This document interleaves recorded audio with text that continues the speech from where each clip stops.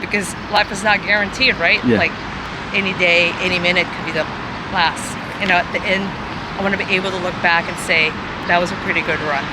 As I was walking towards the Guggenheim Museum on a warm, sunny afternoon in Bilbao, I happened to bump into this beautiful human who happens to be a Filipina from Houston.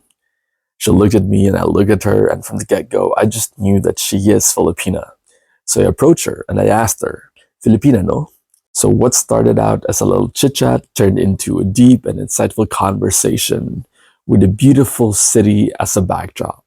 And these are the excerpts of it. So hali, magsugilan na punta. Hi, what's your name? Angela. Angela, where are you from? I am from Houston, Texas.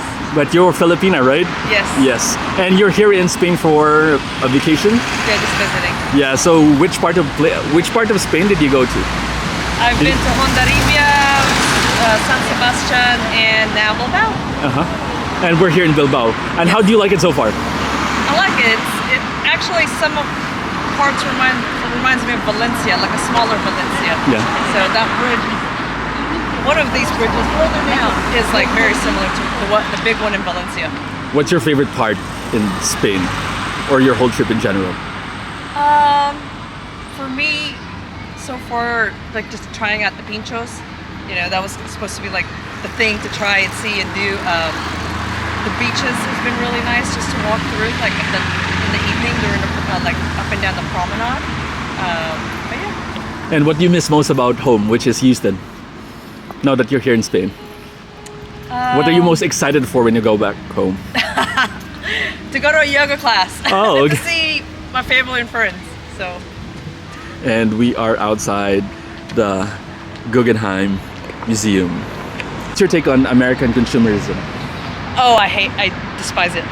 I think it's so much, and I think they spend so much time and money and just like bigger, especially in Texas, bigger, better, the more. It shows your status, it shows how much money, but in all reality, I think it's just a mask and a facade. And if you actually read into, a lot of Americans are in debt and they're retiring with nothing because it's all through consumerism. They feel obligated to buy for things like Christmas and everything else. Yeah. But to me, the true meaning is actually beyond that. It's really, your friends and family, your home in those moments.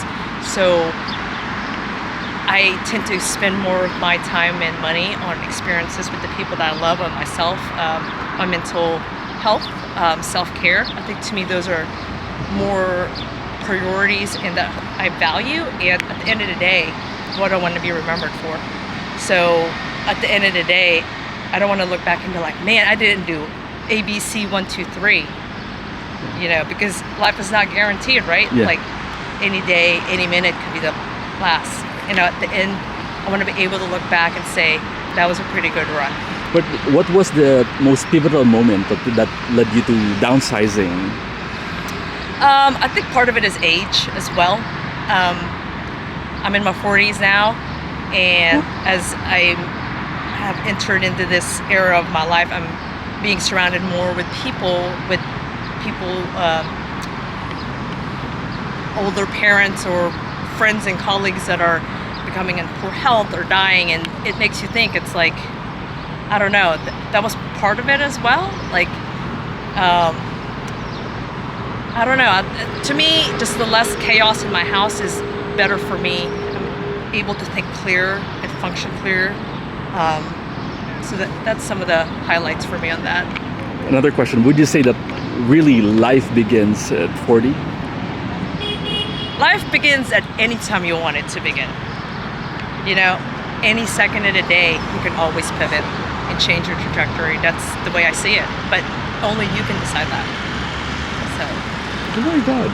Thank you so much. And so I went back home to Donostia, feeling inspired and happy that day. This is what traveling is all about for me. Meeting people, hearing their stories. And on that afternoon, I am grateful to have met Trisha from Houston on a warm, sunny afternoon in Bilbao.